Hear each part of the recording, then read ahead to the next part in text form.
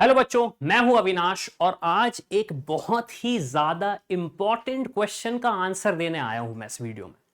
क्या होता है, जब आप एक प्रोफाइल एनालिसिस फॉर्म हमारी कंपनी का भरते हो तो सिर्फ बच्चों का एक ही सवाल होता है, भैया बेस्ट इंजीनियरिंग ब्रांच बता दीजिए ताकि मेरी लाइफ सेट हो जाए।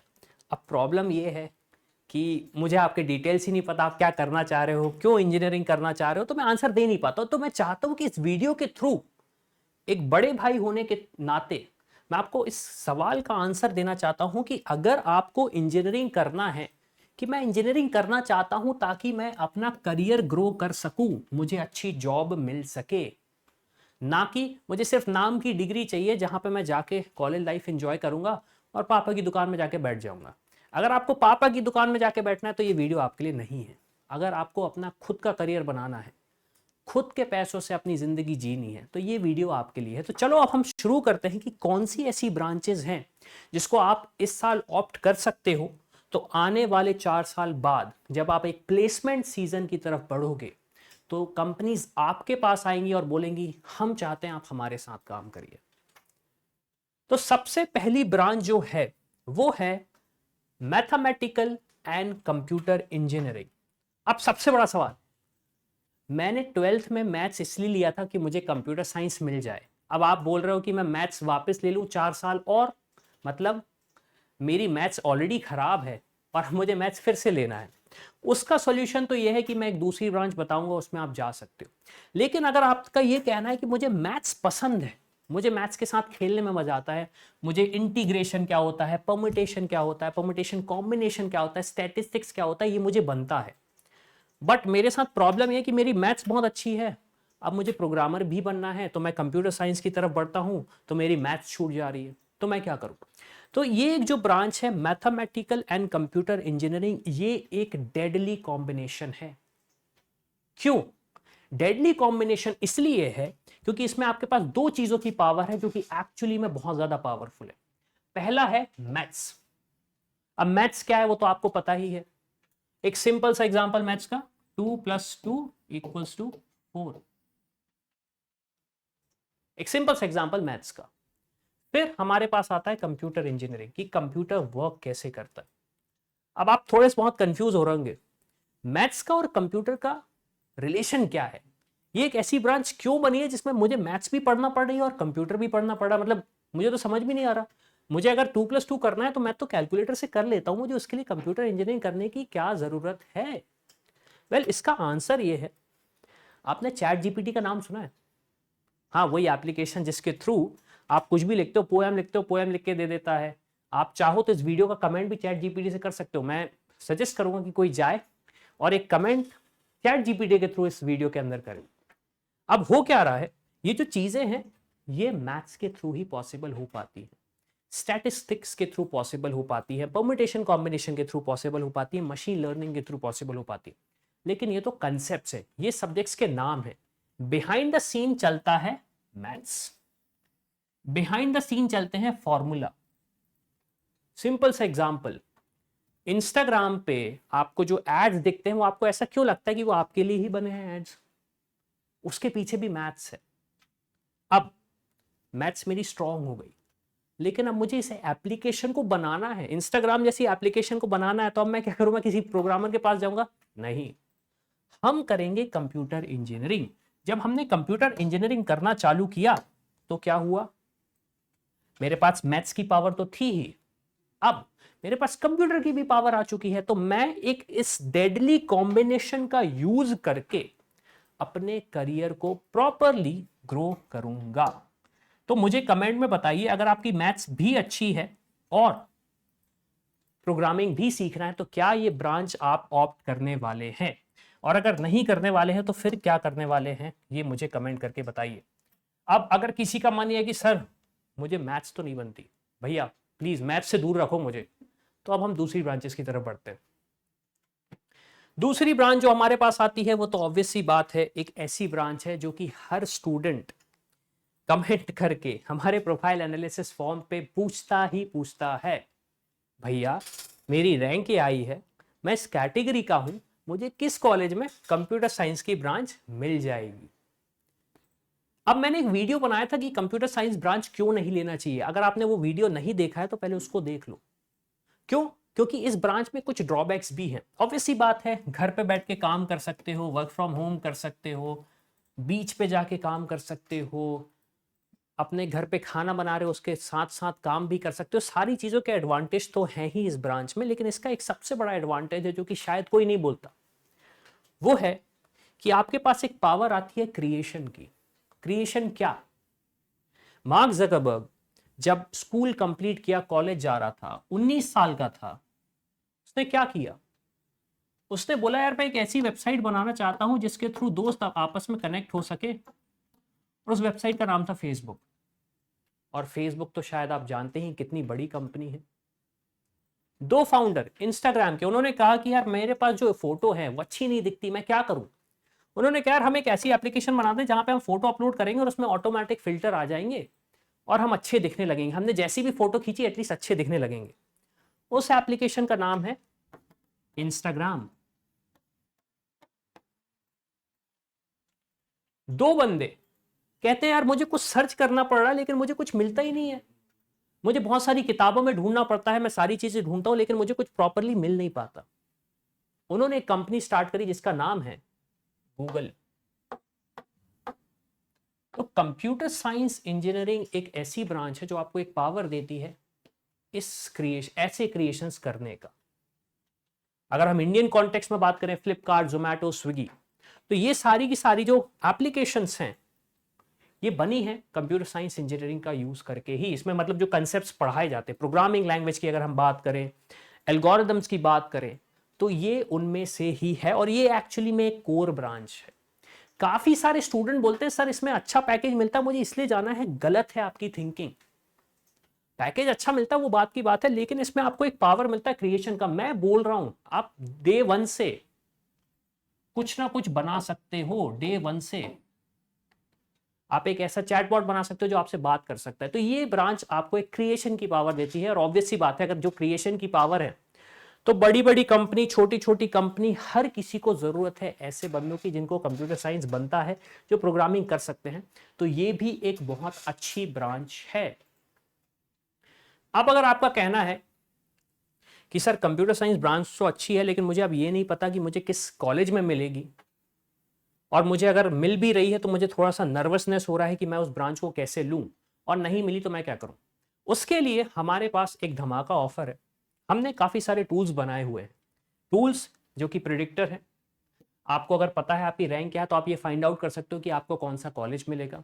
आपको जब पता चल गया कि कौन सा कॉलेज मिलेगा, लेकिन अब आपको घबराहट हो रही कि मैं उस कॉलेज को ले पाऊंगा या नहीं ले पाऊंगा, मैंने कहीं गलती से गलत चॉइस फिलिंग तो नहीं कर दी, उसके लिए आप हमारी मेंटरशिप ले सकते हो, जहां पे रॉथर भैया आपको डायरेक्टली बताएंगे कि यार कैसे सही मेंटरशिप करें, किस नंबर पे पहला कॉलेज रखना है, किस नंबर पे दूसरा कॉलेज रखना है, किस नंबर पे तीसरा कॉलेज रखना है, ताकि आपको आपका ड्रीम कॉलेज, ड्रीम ब्रांच के थ्रू मिल सके। अब इसके लिए और जानना चाहते तो यार डिस्क्रिप्शन में सारी डिटेल्स दिए गए हैं, उस पर जाओ और पता लगाओ। अब हम मूव करते हैं नेक्स्ट ब्रांच की तरफ। अब अगर कोई बोलता है कि सर कंप्यूटर साइंस के साथ एक प्रॉब्लम यह है कि मुझे दिन भर कंप्यूटर के सामने ही बैठना पड़ेगा, ऑल्टरनेटिव क्या है मेरे पास? तो ऑल्टरनेटिव है हमारे पास एक जो बहुत प्यारा ऑल्टरनेटिव है, वो है इलेक्ट्रॉनिक्स एंड कम्युनिकेशन इंजीनियरिंग। अब सबसे पहली चीज, ये ब्रांच एक चीज के लिए बदनाम है, वो ये है कि यार ईसी ले ली तो सीएस की ब्रांच, सीएस की कंपनी तो आ ही जाएगी, सीएस का प्लेसमेंट तो मिल ही जाएगा।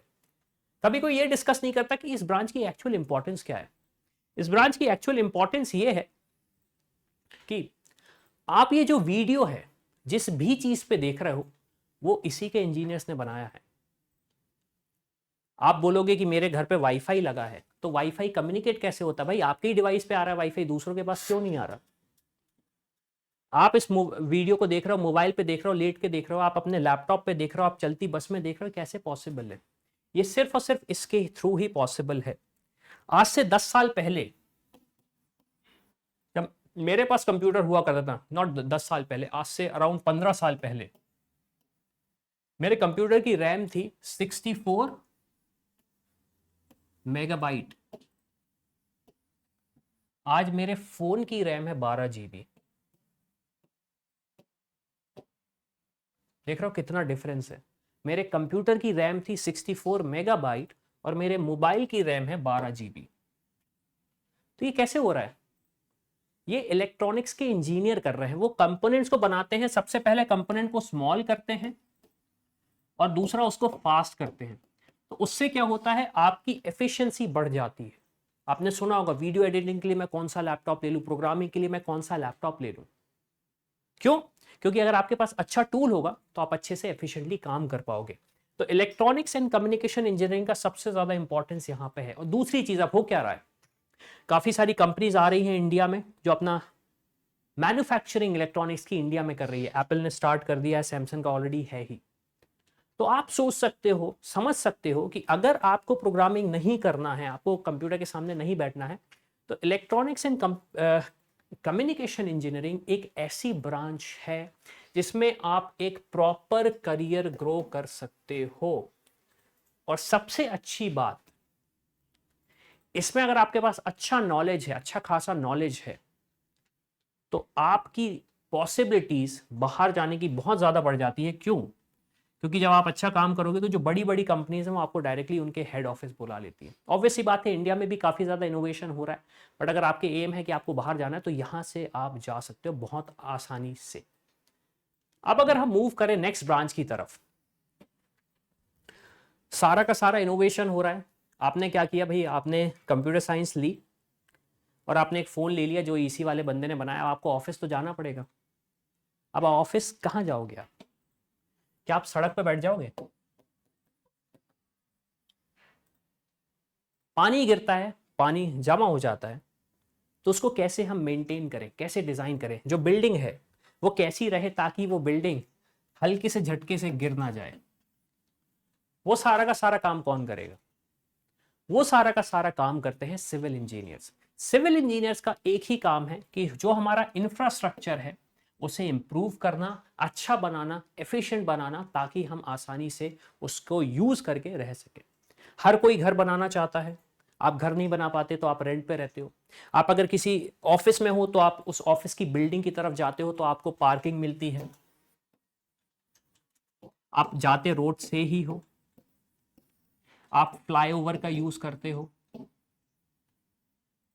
आपको भूख लगी तो आप रेस्टोरेंट जाते हो, तो रेस्टोरेंट भी सिविल इंजीनियर ही बनाता है। अब आप बोलोगे नहीं सर, रेस्टोरेंट तो आर्किटेक्ट बनाता। आर्किटेक्ट उसकी डिजाइनिंग करता है, जो फंडामेंटल स्ट्रक्चर है भाई वो सिविल इंजीनियर करता है।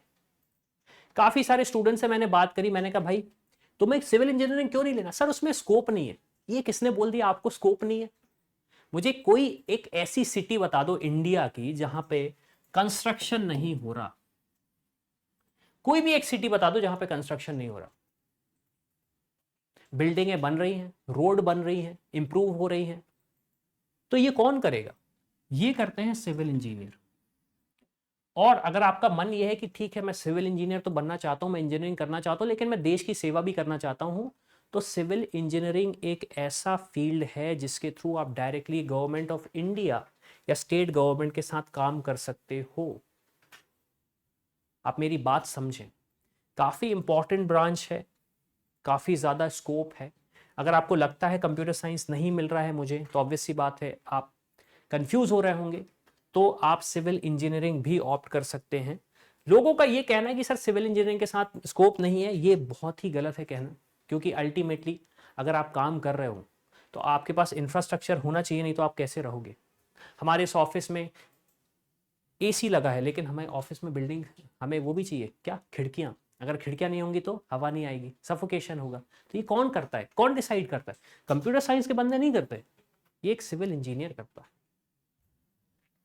अब मूव करें, लास्ट ब्रांच जो हमारे पास है वो है मैकेनिकल। भाई मैंने एक लैपटॉप खरीद लिया जो कि इलेक्ट्रॉनिक्स के इंजीनियर ने बनाया था। मैं खुद कंप्यूटर साइंटिस्ट हूँ, कंप्यूटर साइंस की स्पेशलाइजेशन से मैंने अपनी इंजीनियरिंग कंप्लीट करी है। मैं बिल्कुल स्मूथ रोड से गया, ऑफिस गया, बढ़िया एसी चल रहा है। अब सवाल ये है, जाओगे कैसे? पैदल? भाई अगर ऑफिस पास में होगा तो जाओगे ना। अल्टीमेटली कुछ ना कुछ तो करना पड़ेगा। भाई अगर पैकेज अच्छा लगा है तो मेरे पास कार होगी, थोड़ा कम लगा है तो मैं स्कूटर से जाऊंगा। अगर मुझे ड्राइव करना पसंद नहीं है तो मैं ऑफिस की शटल लूंगा। ये कौन बना रहा है? कंप्यूटर साइंस वाले बंदे नहीं बना रहे, क्योंकि उन्हें तो पता भी नहीं है कि ब्रेक क्या होता है, क्लच क्या होता है। कौन बना रहा है? ये बना रहे हैं हमारे मैकेनिकल इंजीनियर्स। क्या आपको पता है कि हर साल नई गाड़ी आती है जिसमें जो फास्टर होती है, फ्यूल एफिशिएंट होती है और बेटर होती है प्रीवियस वर्जन से। कांस्टेंट इनोवेशन हो रहा है। इंडिया में कितनी सारी गाड़ियां बिकती हैं, कितने सारे लोग टू व्हीलर यूज करते हैं। कौन बनाएगा उनके लिए? कौन डिसाइड करेगा कि हमें यहाँ पे क्या लगाना है, क्या नहीं लगाना है? अगर मैं बोलूँ तो इलेक्ट्रिक व्हीकल आ रहे हैं, तो ये कौन डिसाइड कर रहा है, कैसे डिसाइड हो रहा है? कंप्यूटर साइंस वाले बंदे नहीं बना रहे, इलेक्ट्रॉनिक्स वाले बंदे नहीं बना रहे, सिविल वाले बंदे तो ऑलरेडी रोड बनाने में बिजी हैं। मैकेनिकल वाले बंदे बना रहे हैं हमारे लिए कार, हमारे लिए स्कूटर बोलो, स्कूटी बोलो, बाइक बोलो, जो भी बोलना है, वो हमारे लिए बना रहे हैं क्या? प्लेन। तो ये भी एक ऐसी ब्रांच है जिसका यूज करके, जिसको लेके आप एक अच्छा करियर ग्रो कर सकते हैं। तो देखो भाई, बड़ा सिंपल सा लॉजिक है। अगर बेस्ट इंजीनियरिंग ब्रांचेस की बात करें तो बहुत सारी ब्रांचेस हैं, और मेरा मानना है पर्सनली कि स्कोप किसी में भी कम नहीं है, स्कोप आपके अंदर होना चाहिए। बट अगर ये आपके दिमाग में है कि मेरे पास क्या अदर ऑप्शंस हैं जो कि बेस्ट हो सकते हैं, तो ये मैंने वो ऑप्शंस आपको बता दिए जो कि आपके पास ऑप्शंस बेस्ट हो सकते हैं। अब इसमें अगर आपके पास कंफ्यूजन है कि सर मुझे यही ब्रांच चाहिए, मुझे यही कॉलेज चाहिए, तो मैं आपको अगेन सजेस्ट करूंगा कि हमारा ये एक प्रोग्राम है मेंटरशिप का, उसमें जाएं, उसको देखें, समझें कि कैसे आपकी काउंसलिंग हो सकती है, कैसे चॉइस फिलिंग होगी। आपके रॉथर भैया आपकी काउंसलिंग करेंगे, चॉइस फिलिंग करेंगे, हेल्प करेंगे, गाइड करेंगे, ताकि आपको आपका ड्रीम कॉलेज मिल सके विथ ड्रीम ब्रांच। तो इसी के साथ ये वीडियो खत्म होता है। अगेन मेरा सजेशन रहेगा, चैट जीपीटी पे जाके इस वीडियो की समरी निकाल के कमेंट करो और उसमें बताओ कि ये चैट जीपीटी से कमेंट आया है, ताकि मैं भी देख सकूं कि क्या कमेंट कर रहा है चैट जीपीटी। और कोई सवाल है, कंफ्यूजन है कि मुझे कौन सा कॉलेज लेना चाहिए, मैं क्या करूं, मुझे कुछ समझ में नहीं आ रहा, मैं ड्रॉप लूं या इस साल कॉलेज ले लूं, ये जो क्वेश्चंस होते हैं यार, इसके आंसर खुद मत सोचो, अपने पान वाले भैया, सब्जी वाले भैया से मत पूछो। हमारे प्रोफाइल एनालिसिस फॉर्म में जाओ, डिटेल्स फिल करो, हमारी टीम से पूछो जो आपको प्रॉपर गाइडेंस प्रोवाइड करेंगे। Thank you. I hope you like this video. For more such videos, keep watching our channel and do not forget to like, share and subscribe.